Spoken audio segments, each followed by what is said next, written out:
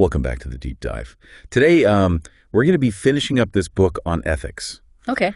And we're specifically focusing on the conclusion. Okay. And how it kind of talks about how ethical thought has evolved over time. Right. And where it might be headed. Uh-huh. And we've got some really interesting source material here. Yeah. From looking at past ethical systems to kind of pretty insightful thoughts on how ethical living can really, affect all of us. Yeah. I think one of the most interesting things about this chapter is how it really takes us on a journey through time. Okay. In terms of how ethical systems have evolved over centuries, and then uses that lens to examine the challenges we face today. Right. And it's not just a dry recounting of history, but more about kind of drawing parallels and extracting valuable lessons. So how do ancient ethical codes, from civilizations that existed thousands of years ago, how do those have anything to do with us now? That's a pretty big leap. Yeah, it might seem that way. But if you think about it, the book dives into examples like the Code of Hammurabi from ancient Mesopotamia. Good. And, we all know about the eye for an eye principle. Sure. But I think what's often overlooked is its emphasis on justice and proportionality. Okay. That core idea that punishment should fit the crime is something that still resonates even in modern legal systems today. Wow. Yeah. I never thought about it like that. Yeah. It's kind of mind-blowing to think that these ancient civilizations were already wrestling with these really complex issues. Yeah. And that we're still grappling with them today. Absolutely. It kind of shows how, ingrained these questions are. Justice and fairness. Yeah. The human experience. Absolutely. And the book also points out how these early codes address things like property rights. Okay. And protecting vulnerable members of society. All concepts that are still central to ethical discussions today. Right. So while the specific laws and customs might have changed, the underlying ethical principles have kind of endured. Okay. That makes sense. Yeah. So it's we can learn from the past. Even if it seems really distant, to kind of help us navigate the ethical challenges that we're facing today. Exactly. But what about the future? Right. Things are changing so rapidly, with technology and globalization. Of course. How can we even begin to prepare for the ethical dilemmas of tomorrow? And that's where this book gets even more intriguing because it really doesn't shy away from tackling those complex, future-focused questions. Okay. And it specifically calls out AI, automation, and genetic engineering as areas ripe for ethical consideration. Yeah. Those are some pretty heavy topics. Yeah. I mean, just think about AI taking over jobs. Right. Or the ethical implications of, manipulating human genes. Right. It's a little bit unnerving, to be honest.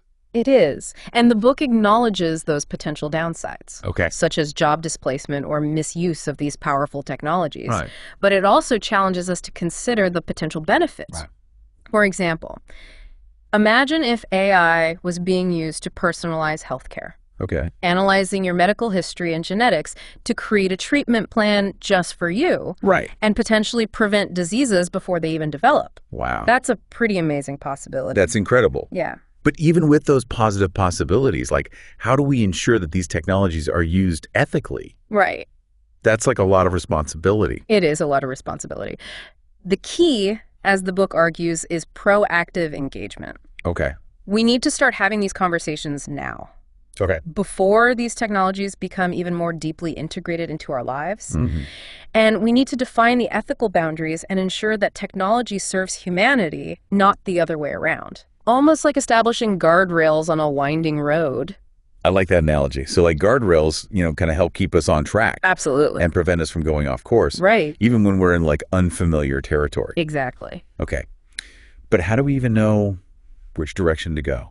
Yeah. How do we make sure that our ethical compass is pointing the right way? Right. Especially in a world that, feels increasingly complex. Right. And that brings us to the heart of the matter, really, which is ethics and human flourishing. Yeah. The book delves into how living ethically in an interconnected world can actually contribute to both personal and societal well-being. So you're saying that being ethical isn't just about following the rules or avoiding bad things. It can actually make a positive difference in people's lives. Absolutely. Think about it our actions, even seemingly small ones, have ripple effects. Okay. They impact others. They impact our communities and the world around us. Take, for instance, like a simple act, like choosing fair trade coffee. Okay. That's a personal choice. Right. But it has a positive impact on the lives of farmers and workers across the globe. Right. So it's a small action with potentially big consequences. Wow. That's a great example. It makes you realize that like everyday choices can actually be pretty powerful. Yeah. But I feel like sometimes it's easy to get so caught up in your own life that you don't even stop to think about like the ethical implications of your actions. Of course. It's like we need like a reminder to be ethical. Well, and that's where the concept of cultivating ethical awareness comes in. Right. The book argues that it's like developing a muscle. Okay. It takes practice. Right. It takes conscious effort. Okay. And a willingness to engage with these questions even when they're uncomfortable. So it's not something you're just born with. You have to like actively work at it. You have to actively work at it. It's about being mindful of the consequences of your actions. Right. Engaging in open and honest conversations about ethical dilemmas, and seeking out diverse perspectives to broaden your understanding. Right. The more you engage with these ethical questions, the more ingrained it becomes in your decision-making. Yeah, that makes sense. So it's about building those ethical muscles and like flexing them regularly. Regularly. But where do we even begin? Right. Like the world is full of ethical dilemmas. Sure. It can feel overwhelming to even know where to start. It can. But the book offers a really practical suggestion, which is start small. Okay. Focus on one area of your life, work, relationships, how you interact online. Okay. And ask yourself, what does it mean to live ethically in this space? I love that. It breaks it down into like manageable pieces. Exactly. So instead of trying to like solve every ethical dilemma in the world, you can focus on making like small conscious changes in your own little sphere of influence. Exactly. That's actually really empowering. It is. And as you become more aware of the ethical dimensions of your everyday actions, you naturally start making more conscious choices. It's a gradual process, but a rewarding one. So we've talked about the evolution of ethical thought, the future challenges that we face, and the idea of cultivating ethical awareness. Absolutely. That's a lot to digest. But before we move on, are there any other key takeaways from the book that like really stood out to you? One that really stood out to me was this emphasis on interconnectedness. Okay. The book really drives home the point that we live in a world where our actions, no matter how small, can have far-reaching consequences. Okay. We're all connected. Yeah. And recognizing that is fundamental to ethical living. That's a powerful reminder. It's like we're not just isolated individuals making decisions in a vacuum. Right. We're part of like a larger web, like of relationships and systems. Exactly. And our choices have the power to influence that web for better or for worse. Precisely. And as you continue on your own ethical journey, remember that interconnectedness. Okay. It's a key principle that can guide you through this ever-evolving landscape of ethical dilemmas. You've given us a lot to think about already. Great. I'm definitely feeling inspired to like flex those ethical muscles. Awesome. And start making more conscious choices. Great. But I think we've covered a lot of ground for now. Sure. Listeners, we'll be back with more from this fascinating book on ethics after a quick break. Stay tuned. Sounds good. Welcome back. Before the break, we were talking about how like interconnected we all are, and how even our smallest actions can have these like big ethical consequences. And this leads perfectly into another key takeaway from the book, which is the importance of recognizing each person's inherent worth. Okay, that's a beautiful idea. Yeah. But what does it really mean in practice? Like, how do we actually apply that to our daily lives, you know, and decisions? It's about treating every individual with respect and dignity. Okay. Regardless of their background, their beliefs, or even their circumstances. Right. It's about acknowledging that every human life has value just simply by virtue of being human. That makes sense. It's like, you know, we're all in this together. Right. And everyone deserves to be treated with kindness and compassion. Absolutely. Regardless of our differences. Absolutely. And that principle, recognizing inherent worth, can guide us as we grapple with some of the most pressing ethical dilemmas of our time. Both the ones we face as individuals and the ones we face as a society. Right. I'm curious, did the book delve into any specific examples of like these larger like societal dilemmas? Yeah, it did. One that really resonated with me was its discussion on gender-based violence and injustice. Okay. And the book highlights how this issue is not just a matter of like individual bad actors, but also a systemic failure to protect women and children. Okay. It's a sobering reminder that ethical considerations need to address not just our personal actions, but also the societal structures that perpetuate harm. That's a crucial point. It's like, we can't just focus on being good individuals. Right. If the systems we live in are like set up in a way that creates or allows for injustice. Right. So what are some ways to like address these like systemic issues? Well, the book points to the importance of creating legal frameworks that protect the vulnerable. Okay. And ensure equal rights and opportunities for all. Right. And it traces this evolution of thought around justice from those ancient codes that we talked about earlier to modern theories like those of John Rawls, Robert Nozick, and Amartya Sen. Okay. And each one kind of offers a unique perspective on how we can create a more just and equitable world. It sounds like it's a call for both individual and collective action. Exactly. Like we need to hold ourselves accountable Right. for our own behavior. Yeah. But we also need to like push for systemic change to address the root causes of injustice. Absolutely. That's a pretty tall order. It is. Did the book cover any other like contemporary ethical dilemmas? It goes deep into environmental ethics, particularly the ethics of climate change. Right. The book frames climate change not just as a scientific or political issue, but as a moral one, highlighting the disproportionate impact it has on vulnerable populations and future generations. That's a perspective we don't always hear. We often get like bogged down in the science or the politics, but the ethical dimensions are just as critical. Absolutely. Did the book offer any like solutions or ways to approach this ethical challenge? It talks about individual actions, of course, like reducing our carbon footprint, supporting sustainable practices, but it goes beyond that and urges us to consider our role as global citizens. We need to advocate for policies that prioritize environmental justice and sustainability on a larger scale. So again, it comes back to that idea of interconnectedness. Yes. What we do as individuals matters. Absolutely. But we also need to work together to create systemic change. What other future-facing topics did the book explore? It dedicates a whole chapter to emerging technologies. And their potential impact on society. I think artificial intelligence, automation, bioethics, areas that are already shaping our world in profound ways. AI seems to be everywhere these days. Every day there's like a new breakthrough, but also like a new concern about its ethical implications. Exactly. And the book tackles those concerns head on. It delves into the potential for bias in algorithms, the impact of automation on jobs, and the ethical boundaries of things like genetic engineering. These are complex issues with no easy answers. But the book encourages us to start having these conversations now. Before these technologies become even more deeply woven into the fabric of our lives. So, like, we need to get ahead of the curve. Absolutely. Like, think about the potential consequences before they actually become a reality. Exactly. The book emphasizes that ethics can't be an afterthought. Ethical considerations need to be integrated into how we develop and use new technologies from the very beginning. Right. I'm seeing a theme here. Individual responsibility. Systemic change. Absolutely. Proactive thinking. Yes. It's like a call to ethical action on all fronts. But let's be real, sometimes it feels overwhelming to even know where to start. There's so many ethical challenges. So much information. So many different perspectives. It can definitely feel that way.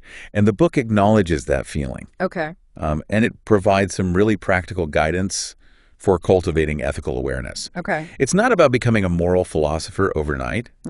But about developing a habit of ethical reflection. In our daily lives. So it's about building those ethical muscles that we're talking about. Exactly. Can you give us some specific tips from the book? What are some tangible things we can do to become more ethically aware? The book suggests starting by asking critical questions about everything. The information we consume, the choices we make, the systems we participate in. And it stresses the importance of seeking out diverse perspectives and having these open and honest conversations about ethical dilemmas, even when they're tough. So instead of feeling paralyzed by like the complexity of it all, we can start by asking questions. Absolutely. Seeking information. Yes. And being open to like different viewpoints. Exactly. That feels a lot more manageable. It is. The book empowers us to be active participants in shaping a more ethical future. Okay. Not just passive bystanders. Right. It reminds us that ethics is not like a set of rigid rules, but a continuous process of reflection. Right. Dialogue and action. I love that. It's like ethics is a journey, not a destination. Exactly. You're constantly learning, evolving, and striving to make the best choices you can. Right. In each situation. Absolutely. It's not about achieving some like perfect state of moral purity. Right. But about engaging in this ongoing process. Yeah. Of ethical reflection and growth. Well said.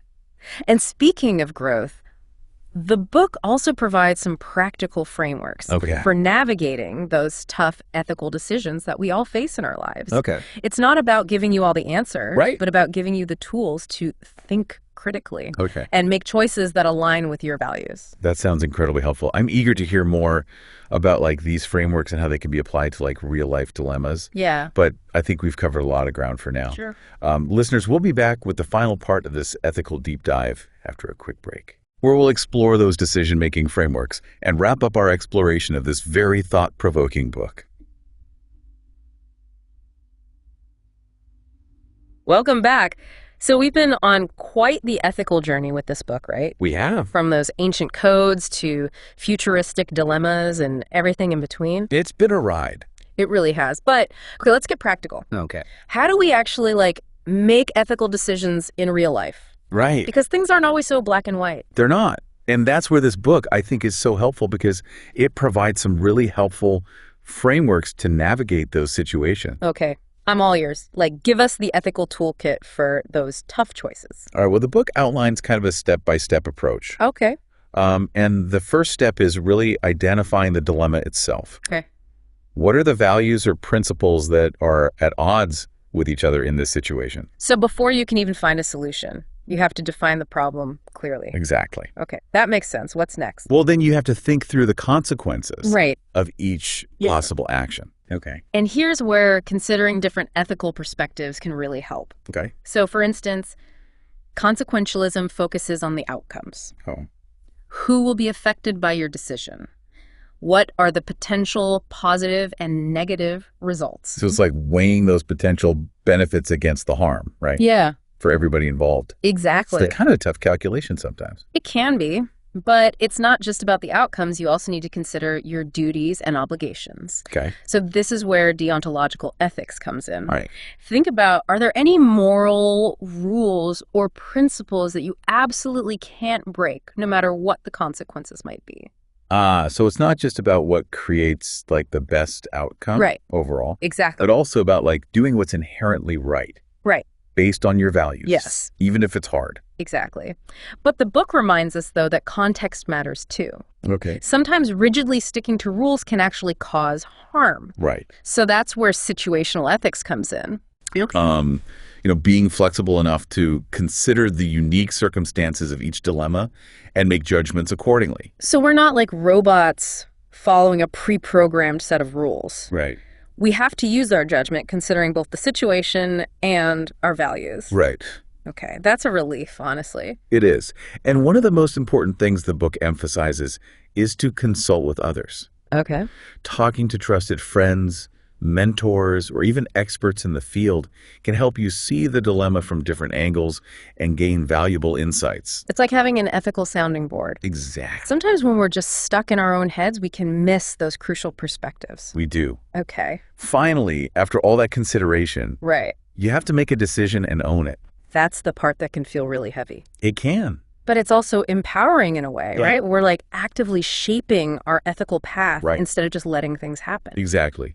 And it doesn't end there. The book stresses the importance of reflecting on the outcome of your decision. Did your actions align with your values? What did you learn? Right. You know, ethical growth is a journey, not a destination. I love that idea of like constantly learning and refining our ethical compass. Yeah. You know, it's not about reaching some state of perfect moral purity. Right. It's about striving to make like the best choices we can. Yes. With the information that we have at the time. Absolutely.